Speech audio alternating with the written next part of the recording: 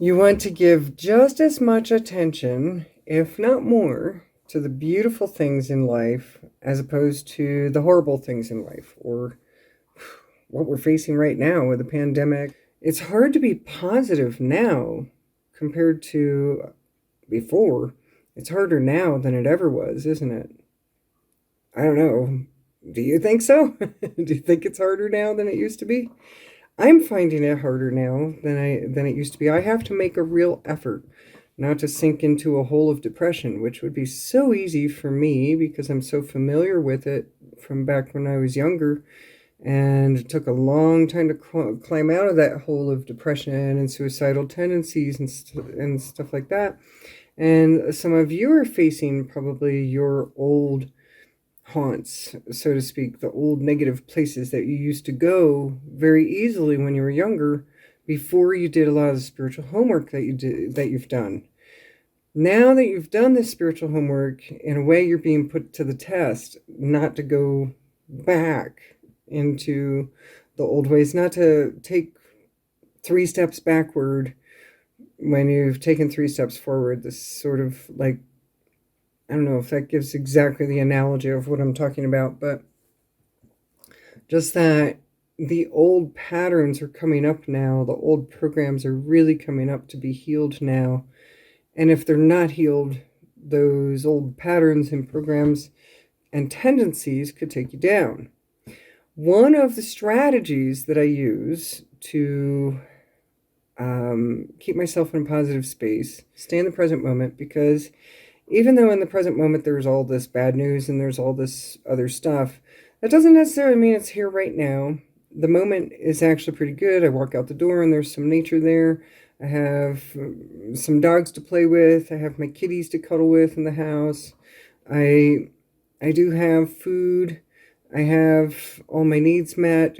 I can't go anywhere and do anything fun really, but I'm a self-entertaining unit, so I can find a way to entertain myself at home. So look at what's positive in the present moment. Look at what's here in the present moment that's perfectly okay. And there's nothing wrong with it. And it would be fine anytime in your life if it was like this. Second, what I do is I limit how much I watch the news. I limit how much I'm going to listen to. I want to know what's going on because, first of all, I like to make video commentaries about things that are important that came up. Second, I also just want to know, well, are we at war? Are we, did something amazing happen or serious happen? I really want to know. Did a pandemic happen? We got to keep in touch with what's going on in the world. At least most of us do, especially if you have a business running. You might want to know if there's a new stimulus package for businesses to help them stay afloat. So that's the second thing I do is I limit my time that I'm going to allow myself to take in the negative stuff, the bad news. In a way, it's kind of like a catch-22. You gotta, unless you're one of those lucky ones, we gotta know what's going on in the world so that we don't run into unexpected things. The third thing that I try to do is try to watch my emotions. I watch my tendencies, I watch those programs and make sure that that program isn't running, whether I'm watching news or I'm not watching news or I'm thinking about something that I really am wasting my energy thinking about that right now. We have to be really self-disciplined. We have to be really police our consciousness. We have to be really kind of on our best behavior as far as our inner world goes. In the outer world, sure, nobody would even know that you were having trouble. But what if on the inner world you are a disaster? Well, you got to fix that if you want to be a world changer, if you want to be a light worker and do your part that you came here to do. Your soul knew it was going to be like this. Your soul knew that the paradigm shift wasn't going to be easy. So this is the time that you have to get really self-disciplined to keep your mind in a positive place all the time.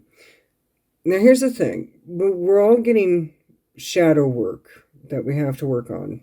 So it's not like I'm not saying we should spiritually bypass and just all be in bliss when really there's shadow work that needs to be looked at and done. So what I would suggest is that you take a certain amount of time, though, and give it only that block of time, say 2 hours a day at the most, that you're going to work on your shadow stuff. You're going to feel the negative feelings. Go ahead and let yourself even feel worried about the future, feel bad about whatever's going on right now if it's not good for you. Feel free to have nostalgia for the past that was so much better if that's what's going on for you. Whatever it is, give yourself those moments to feel those feelings, feel them fully, and get the message that's there from those feelings. As long as you're feeling them in order to get the message, then you're actually doing something constructive with feeling negative emotions. If you're just feeling negative emotions for the sake of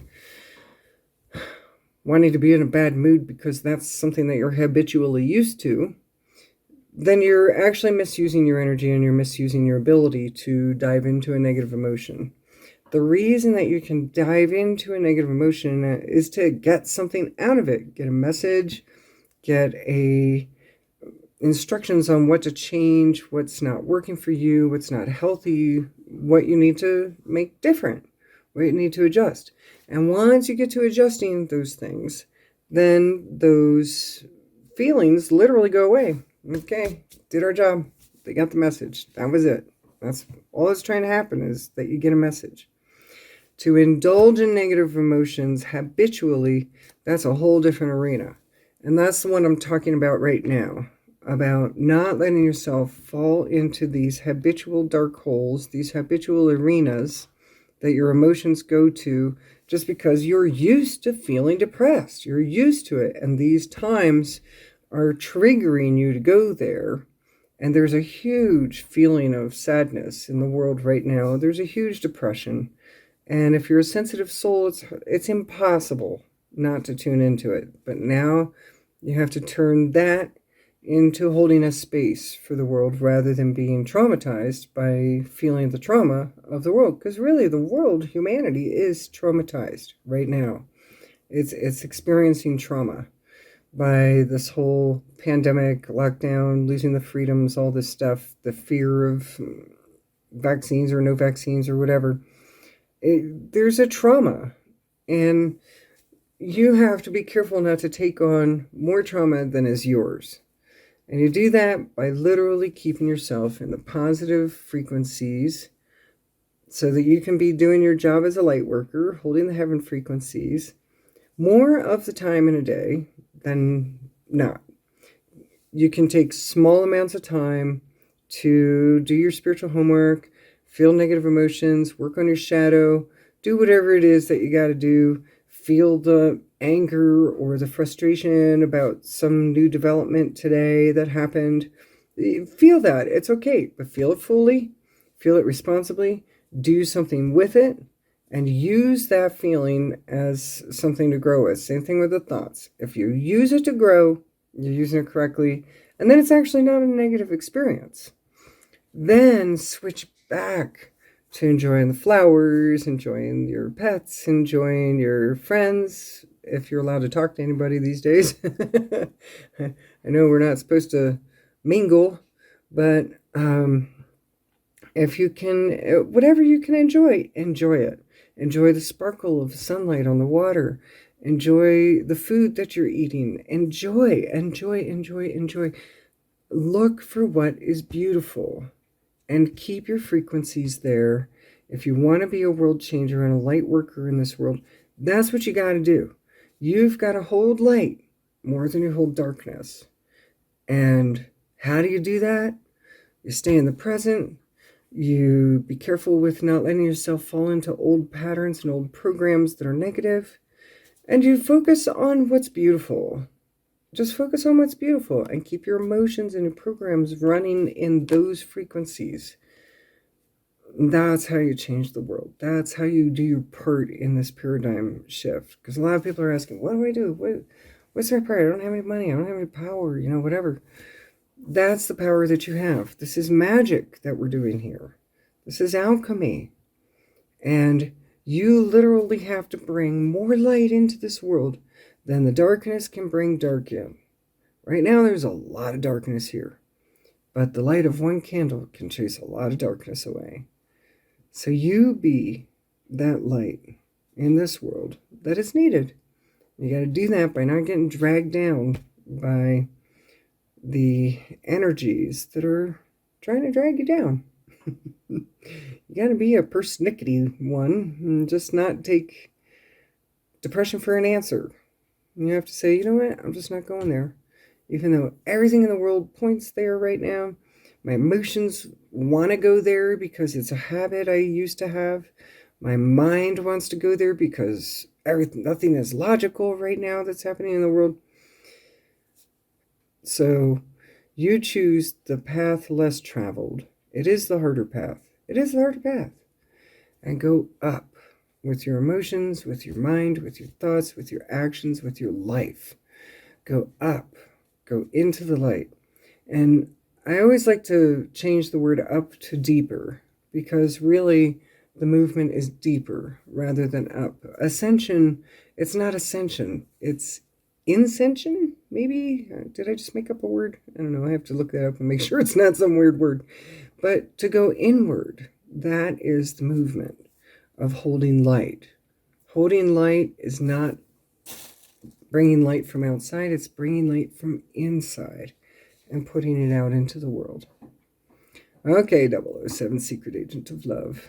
You have your mission, should you choose to accept it, and this message will not self-destruct in 5 seconds. It will last forever.